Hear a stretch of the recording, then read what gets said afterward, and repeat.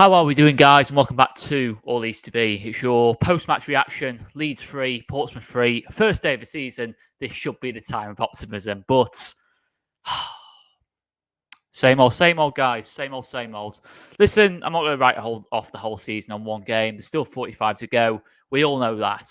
But this is not going to be a positive post-match. Overall, it's not going to be a particularly positive post-match, this one. And, it's not like me. People know it's not like me to be...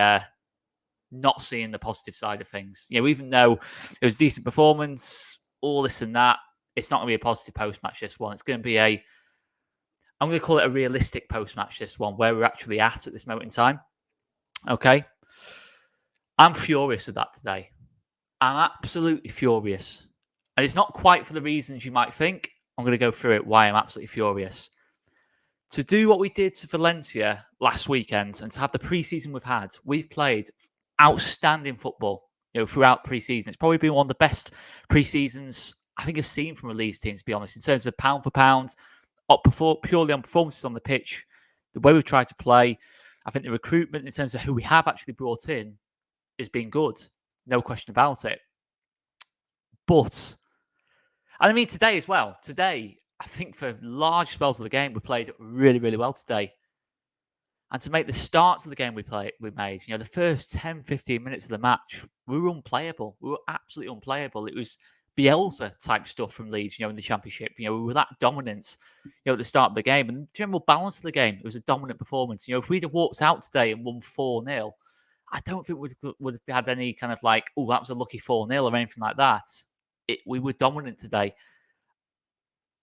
And that's where the frustration really comes from. The frustration is that we do look like we've made progress on last season, despite this result today, in terms of our general style of play. We look better. I'm going to explain. I'm going to go through it because it's a really weird one today. It's a really weird start to the season. It's a really weird post-match to kind of analyse. And I think a lot of people will be feeling how I'm feeling. I'm not sure whether to be positive or negative, but ultimately the overall emotion and feeling is frustration and anger at this moment in time.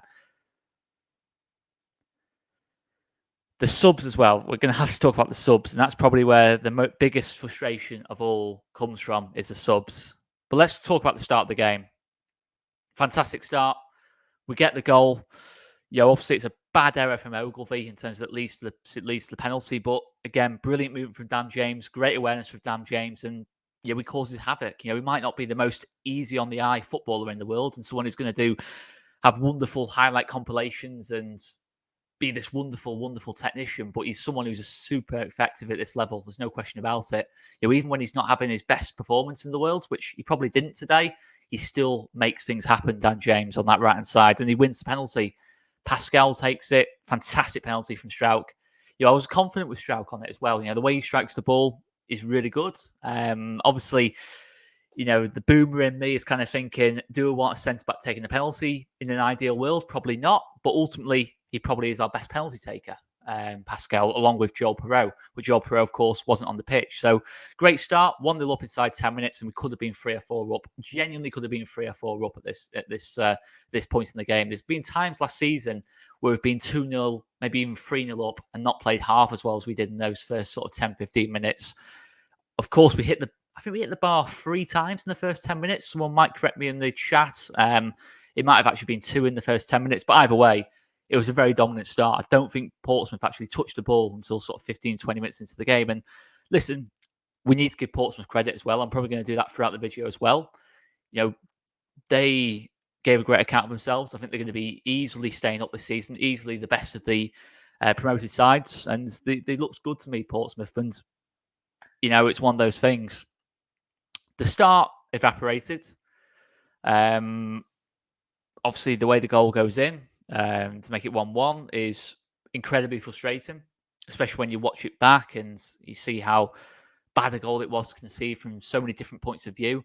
And of course, Portsmouth go 2-1 up before half time, and the start we made and the whole progress and the whole style we were playing with and the whole just everything about it. I'm even lost for words. We looked really good, in that sort of 15, 20 minutes. And I don't want to be one of these who says, let's give us the 15 to 20 minutes trophy. I'm not saying that. We had to do more as well. But that start totally evaporated, and it just seems like a distant memory. That's the start to the game for us and how good we looked at 1-0. And yeah, it's similar issues, especially on the first goal. Meslier has to do better. There's no other way of putting it. Meslier has to do better on that goal. Of course, we could defend it better in the build up to it, but ultimately, it's one he's got to be saving. To win promotion at this level, your goalkeeper has got to be making those saves. And unfortunately, as much as I think Meslier had a decent finish to the season, in terms of in the playoff campaign, we made some good saves in the playoff campaign for us. Ultimately, this has been happening too often now. Meslier, is there's obviously talent there. You don't produce the performances he did at Premier League level under Bielsa if there isn't talent there. But ultimately, form-wise, it's too inconsistent for Meslier at this moment in time for me. We can't keep having these goalkeeping mistakes because ultimately, it's a game we're totally dominating. A game really we should be going in at half time 1-0 up. And I think we would have gone in at half time 1-0 up had that not happened. I think it totally gave Portsmouth belief before half time. And you just can't be conceding goals like that. And listen, I don't just want to go on to Meslier. But ultimately, I think Portsmouth have 3 shots today on target and they've scored 3 goals. I'm not asking, for wonder saves. I'm just asking for solidity there, and we're not getting that at this moment in time, in goal and for quite a long period of time. And listen, I wouldn't be saying this if I didn't rate Illan Meslier because I think Illan Meslier is capable of better than what we're seeing.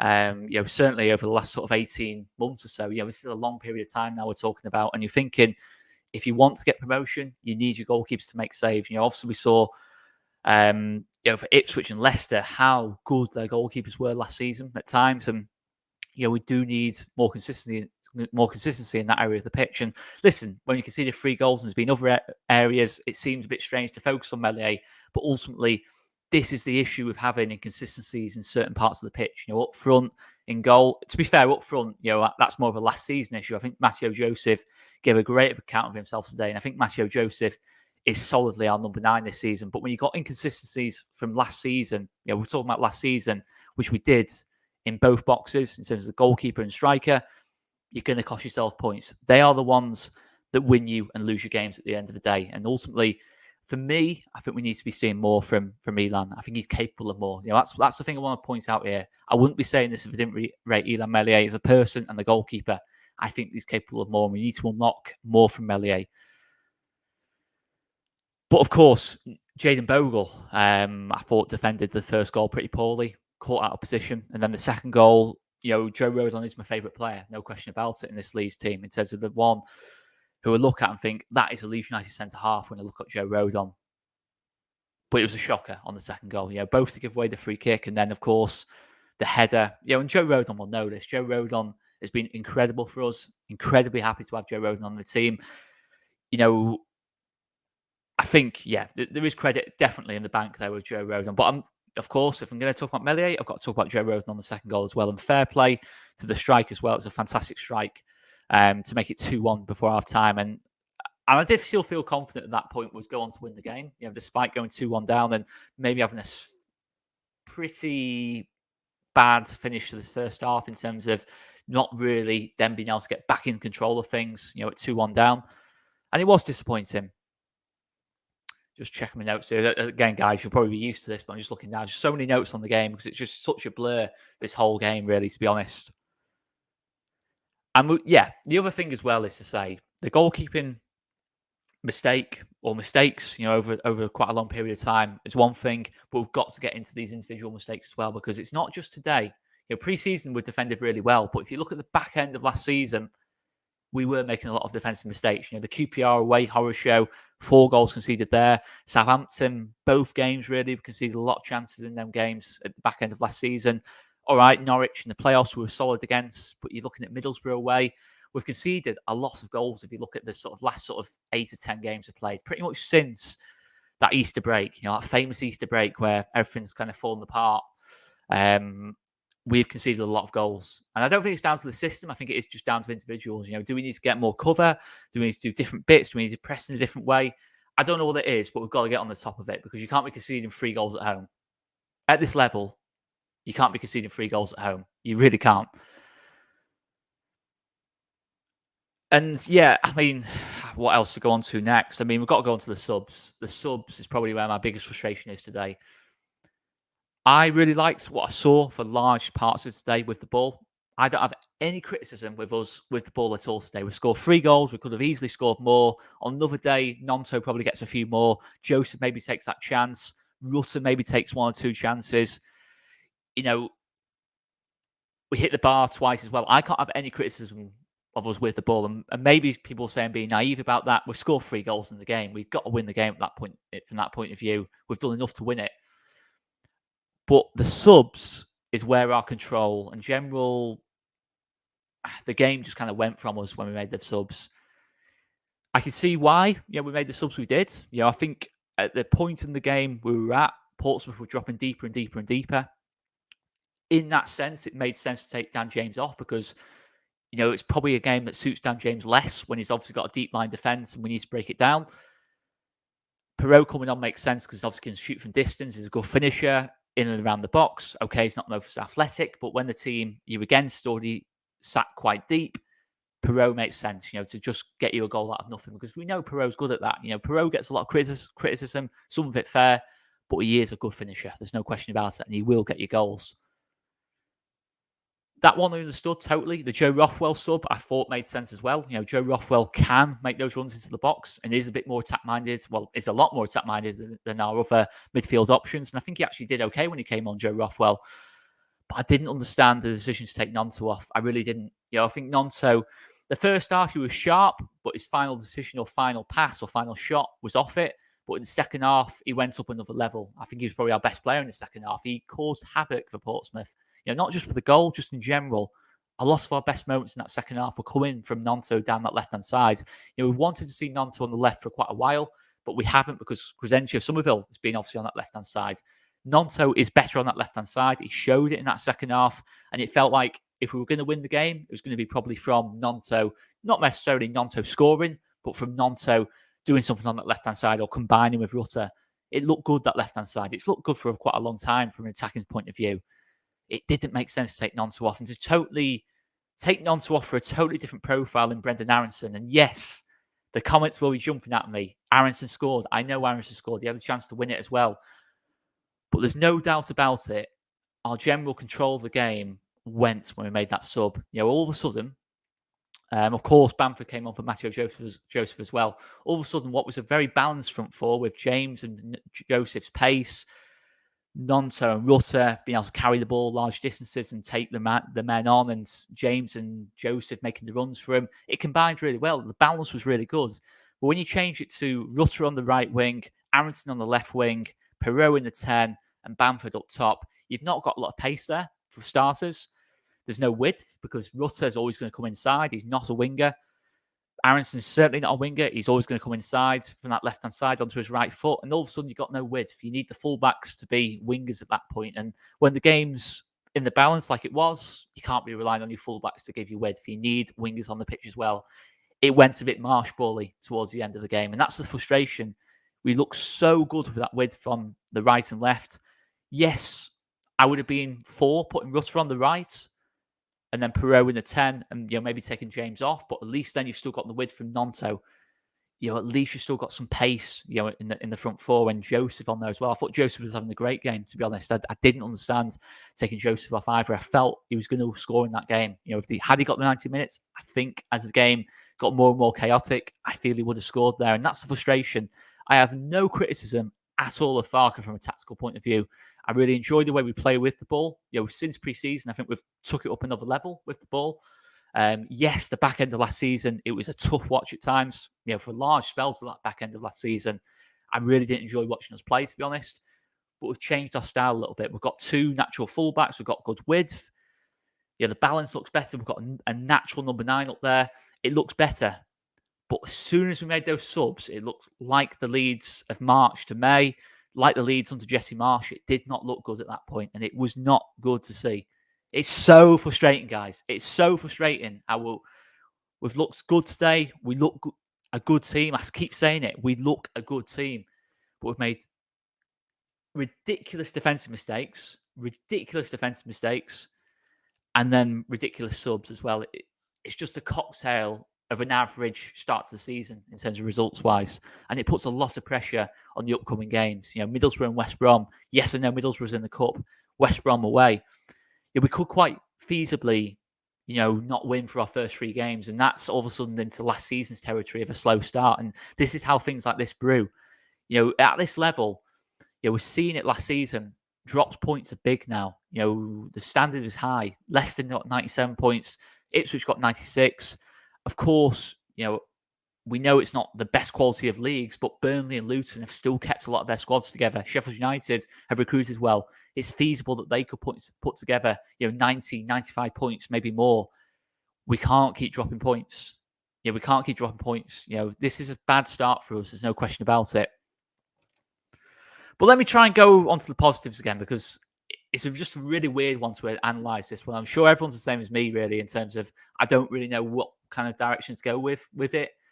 But it is getting a bit boring, some of the mistakes we're making and some of the things that I thought we'd moved on from in terms of substitutions and good balance to the team. Seeing it reappear towards the end of the game was massively frustrating and worrying from that point of view.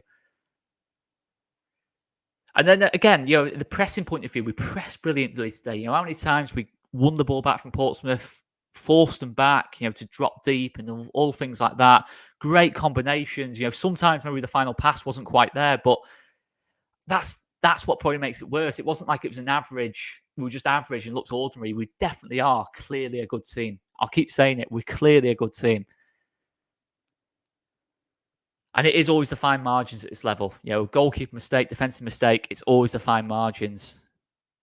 And yeah, as I keep saying, we can't afford results like this. We've got to defend better. Fundamentally, I think we've got great defenders in this team. Rodon, Strauch. I think Ampadu is a solid spine that in front of Meslier. But as a unit, we need to sort things out a little bit. And I just think it is. I don't think it's a tactical thing. I just think it's individuals, having lapses in concentration, and it's just becoming a bit too much of a recurring theme for my liking, really. Let's see what else we need to go through here. It's quite a long post-match, this one, but it's just such a crazy game of football, and what a game it was, really. 6 goals. Even the weather was just crazy as well. The weather kind of summed up the game somehow. It was just chaotic and manic, and from one end to the other, everything just changed so quickly in this game. But let's go on to the fundamentals here. It's very clear we've got a good team to me. It's very, very clear. But there are parts of the team we need to address, in terms of the goalkeeping mistakes, individual mistakes. I keep saying it. How many times have I said that now? Goalkeeping mistakes, individual mistakes. I won't say it again. But at least we've got time now in terms of 45 games left of the season, a transfer window.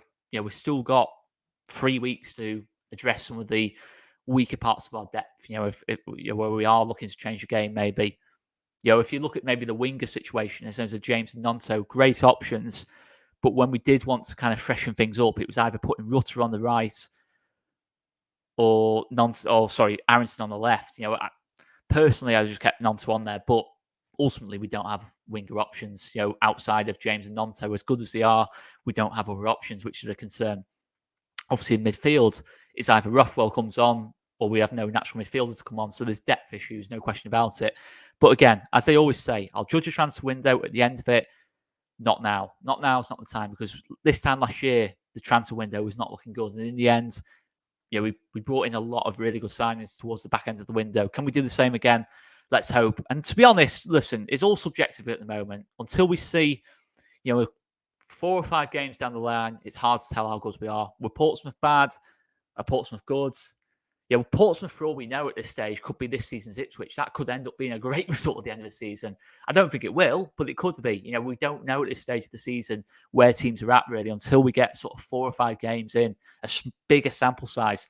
Maybe that was a flash in the pan from us. Maybe we're not actually that good. We just had really good spells in the game. I don't think it is, but again, it's hard to get a proper gauge on where we are at.